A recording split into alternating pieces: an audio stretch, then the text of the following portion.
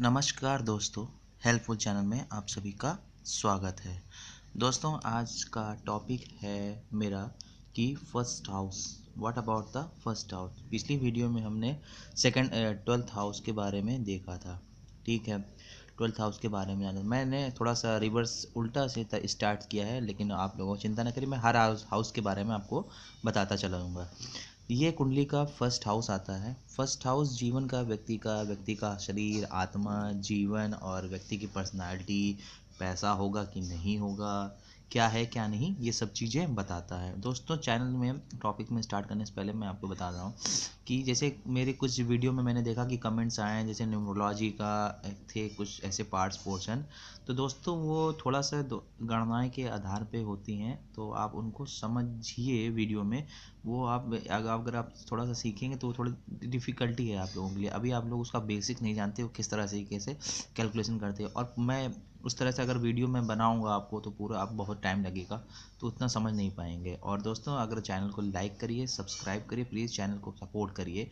आपकी जितनी भी क्वायरीज़ हैं, कमेंट हैं, सब मैं आपका रिप्लाई करूँगा। इस संडे तक मैं करीब करीब सभी का रिप्लाई कर दूँगा, और उनका जो भी प्रॉब्लम है मैं सॉल्व कर दूँगा। फ्री ऑफ कॉस्ट है, आप लोग मेल कर सकते हो मुझे।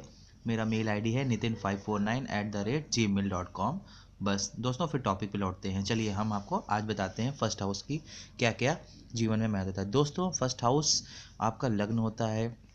यहीं से आपको देखा जाता है कि आपका लग्न चार्ट कौन सा है। जैसे यहाँ पे ये मेष लग्न 1 नंबर लिखा है, तो ये मेष लग्न की कुंडली हो गई, लग्न इसका मेष लग्न होगा। अगर 2 नंबर लिखा होता तो वृषभ लग्न होता। अगर 3 नंबर यहाँ से लिखा होता तो मिथुन लग्न होता। 4 नंबर लिखा होता कर्क। 5 नंबर लिखा होता तो सिंह लग्न। 6 नंबर लिखा होता कन्या लग्न। 7 नंबर तुला लग्न। 8 नंबर होता तो वृश्चिक लग्न। 9 नंबर होता धनु लग्न। 10 नंबर लिखा होता तो मकर लग्न। 11 नंबर लिखा होता कुंभ। 12 मीन। तो इस तरीके से नंबरों का प्रोटेस्ट तो होता। फिर हम लोग देखते हैं कि दोस्तों, यहाँ पे ये लग्न हाउस है। इसके कारक ग्रह कौन कौन से हैं। तो दोस्तों, पहला घर जो होता है ये हमारी आत्मा का भी होता है। इसके कारक ग्रह होते हैं सूर्य और मंगल। दोनों कारक ग्रह होते हैं, सूर्य और मंगल, इसका इफेक्ट रहता है। दोस्तों, आप लोगों को बस देखना क्या है कि आपके इस कारक ग्रह में, अब जैसे यहाँ पे 1 नंबर लिखा है, यानी कि लग्न का जो मालिक है वो मंगल है। यानी कि यहाँ पे जो पावर होगी इस ग्रह की, जिस ग्रह का नंबर लिखा होता है उस ग्रह की पावर इस उसके हिसाब से आपका जीवन चलेगा, मंगल के हिसाब से। जैसे अगर यहाँ पे 1 नंबर लिखा है तो मंगल आपके जीवन का मालिक होगा, उसी के हिसाब पे आपका जीवन कैरेक्टर निर्धारित होगा। मंगल जो होता है थोड़ा सा फायरी प्लेनेट है, तो आपको बहुत सारा गुस्सा, एंगर्स और ये सब चीज़ होता है, और बहुत बेहतरीन भी और बहादुर भी होता है। तो ये सब आपको मंगल से ही पता चलेगा। अब देखते हैं कि मंगल कहाँ पे बैठता है। मैं दोस्तों आपको कुछ यहाँ पे मैंने कॉम्बिनेशन लिखा है। मैंने यहाँ पे लिखा है दुष्ट स्थान। तो अगर इस घर का मालिक कोई भी हो, जैसे यहाँ कोई भी राशि लिखी हो उसका लिखा, मैंने आपको बता दिया कि कौन सा ग्रह किस राशि को डिनोट करता है और ये सब क्या है। तो अगर इस ग्रह से जैसे मंगल है यहाँ पे, तो ये, और हम लोग कुंडली का सबसे हम लोग कहते हैं डेंजर स्थान कौन सा है, एक 6 नंबर, 8 और ये 12 नंबर। देखिए, अगर यहाँ का मालिक एक, यानी आपके लग्न का मालिक, समझिए आप लोग ध्यान से देखिएगा, अगर इस ग्रह का मालिक, इस घर का मालिक यहाँ 6, 8 या 12 नंबर पे बैठे, तो दोस्तों आप लोग ये समझ लीजिएगा कि आपके जीवन में प्रॉब्लम्स आने लगेंगे। अब जैसे 6 नंबर में बैठेगा अगर आपका मालिक, तो ये 6 नंबर जो होता है ये आपका समझिए शत्रुओं का होता है, बीमारियों का होता है। ठीक है। तो आपकी जो प्रॉब्लम आएंगी घर से नहीं मिलेगी, वो आप लोगों को आपको बाहर से, शत्रुओं से बीमारी के रूप में ऐसी आएगी।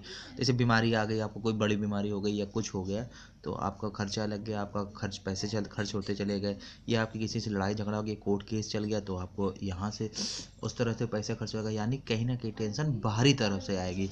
और अगर 8th हाउस में आता है, 8th हाउस में अगर आ जाए जी, हाँ दोस्तों, अगर आपका लगनी 8th हाउस में आएगा तो आप कभी भी जीवन में अंदाज़ा लगा ही नहीं पाओगे कि आपकी परेशानी कहाँ से आती हैं और कब आती हैं और कब चली भी जाती हैं, नुकसान भी पहुंचा जाएंगे, आपको पता नहीं चलेगा कि आपके जीवन के साथ हो क्या रहा है।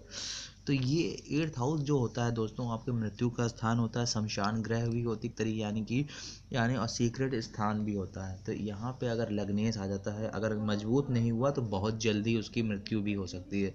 तो जी हाँ दोस्तों, बहुत डिफ़िकल्ट होता है। और 12th हाउस में आता है, 12th हाउस में आता है कि यानी कि आपका जो जीवन है वो पूरा बस घर के बाहर ही बीतेगा। 12th हाउस मीन्स बाहर का, यानी कि घर से बाहर, ये बाहर ही निकाल जाता है, डिनोट होता है यहाँ से सीधे बाहर, आउट ऑफ वे। तो ये आउट ऑफ वे जाके आपकी प्रॉब्लम आती है, इतनी जल्दी सॉर्ट आउट नहीं होती। तो ये 12th हाउस होते हैं। तो ये मैंने बताया। और अगर यही लग्न का त्रिकोण घर में मतलब यानी कि 1 नंबर, 5 नंबर और 9 नंबर पे, यहाँ पे 1 5 9 नंबर में अगर बैठ जाए तो आपका जीवन बहुत ही अच्छा होता है। दोस्तों अब मैं आपको मैं इसमें कुछ बताऊंगा, जैसे कि अगर मंगल है, मंगल आप लोग दोस्तों आप लोग ये समझते हैं कि मंगल होता कहाँ है, जैसे मंगल कहाँ कहाँ पे अच्छा फल देगा। जैसे अगर ये 1 4 7 10, आप लोग अगर सब लोग अधिकतर जोशी कहते हैं कि अगर यहाँ पे मंगल बैठ जाए 1 4 7 केंद्र में तो बहुत अच्छा फल देगा। दोस्तों बहुत अच्छा फल नहीं देगा, ये देगा, ये डिसाइड करना इतना आसान नहीं है। क्योंकि दोस्तों अगर मंगल यहाँ पहले घर में बैठता है तो मंगल अगर पहले घर में बैठेगा, फिर उसके बाद उसके हम देखेंगे मंगल कौन सी राशि में बैठा है। अगर मंगल बुध की राशि में बैठ गया यानी कि 3 नंबर या 6 नंबर में लिख गया, तो क्या आपको मंगल अच्छा फल देगा? नहीं देगा दोस्तों, क्योंकि वो शत्रु राशि में आ गया। क्योंकि दोस्तों ये एक तरीके से आप समझ लीजिए कि ये जो कुंडली के घर होते हैं, ये समझिए आपका एक घर है, आपका मकान है। आप ही समझ लीजिए कि ये आपका मकान है और आपके मकान में अचानक कोई ऐसा इंसान आया, किराएदार आपने रखा, और फिर उसको क्या कहते हैं, कुछ दिन बाद में उस किराएदार ने आपके ऊपर घर में केस ठोक दिया कि मेरा ये घर पे मेरा भी अधिकार है, प्रूफ करो। तो अब तो फिर लड़ाई झगड़ा होने लगा।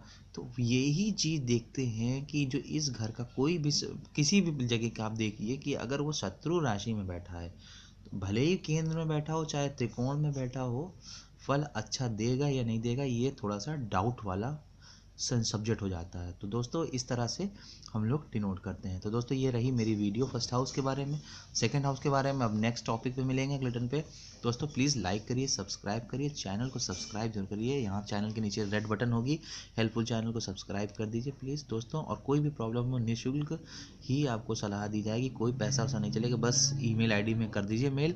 और मेरा ईमेल आईडी है nitin549@gmail.com, nitin549@gmail.com। धन्यवाद दोस्तों हेल्पफुल चैनल को देखने के लिए। Bye bye, thank you.